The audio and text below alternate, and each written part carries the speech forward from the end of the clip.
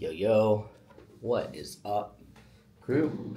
And welcome back to another vlog.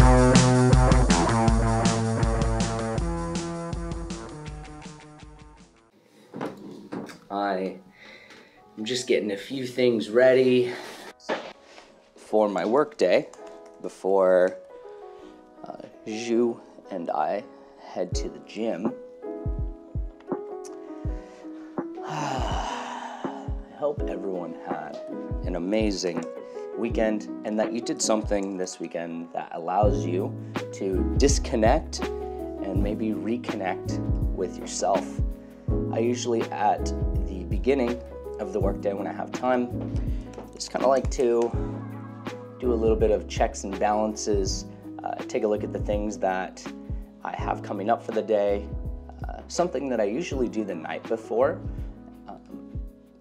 and the morning of, just to see if there's any bookings that came through, just to confirm like when my actual start time with client calls, etc.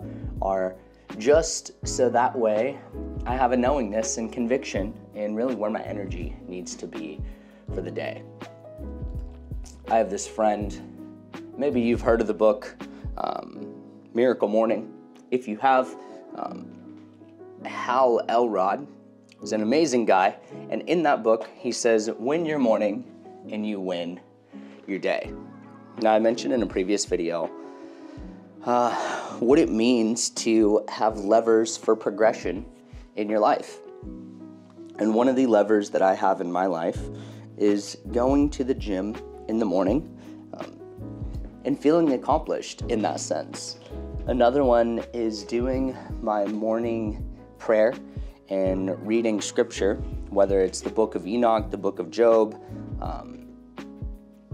the ESV version of the Bible.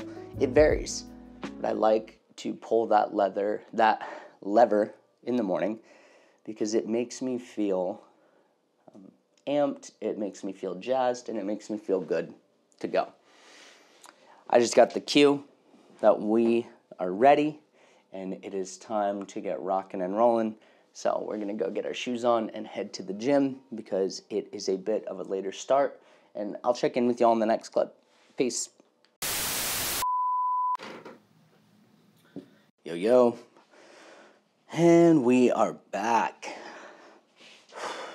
It is the tail end of my day, and I am just doing a few checks and balances in like my personal life. I don't know about you guys, but it was not until later in life that I began to be more conscious of my spending. And I mean this in the sense of spending in the sense of what are my monthly expenses, what is my bottom line, what are my needs, what are the necessities, and how much do I need to make to ensure that I cover all of that. And at the end of the month, how much do I have left over? Like, what are my percentages that I'm spending towards each thing, depending on what that is. And I didn't have financial literacy instilled in me at a young age. I was told things like money doesn't grow on trees. Do you think I'm made of money? And that instilled the belief that there's this scarce or finite amount of money. Now, I disagree. I believe that, and I have seen this myself, there is tons of money in the world and it is everywhere. You just have to be someone valuable enough to offer something that is of great abundance. And I know that sounds good, but put simply, you need to have something that is valuable enough to make a lot of money or have the impact of what you do lead to that. And I'll tell you, even if you make a lot of money, if you are not used to or accustomed to having that amount of money, you will spend it or lose it just as quickly.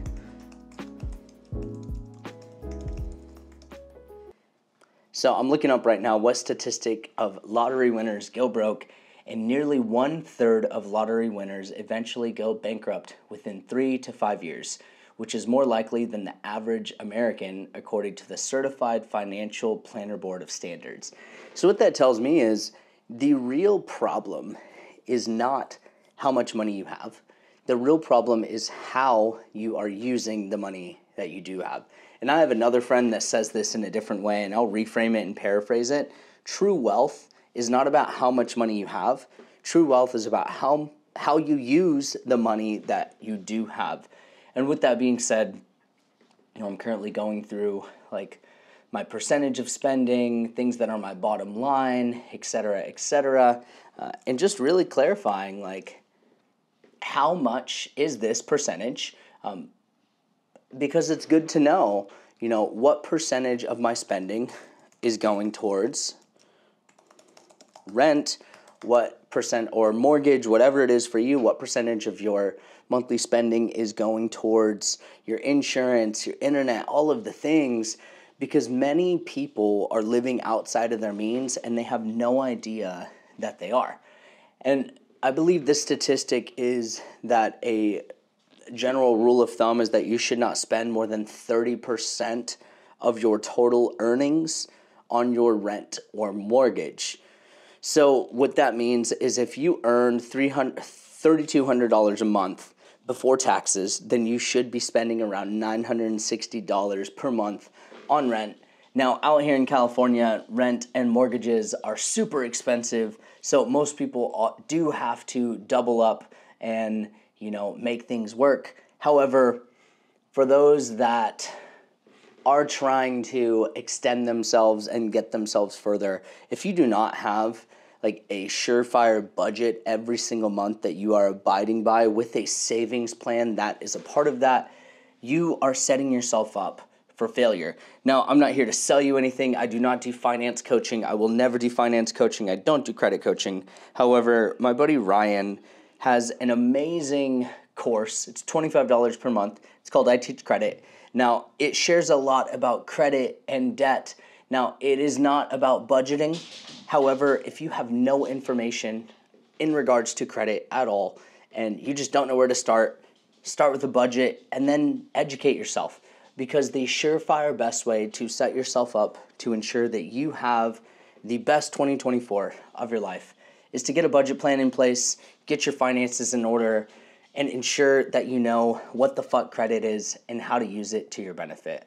But with that being said, I appreciate y'all checking in, and I will see you on the next one. Peace.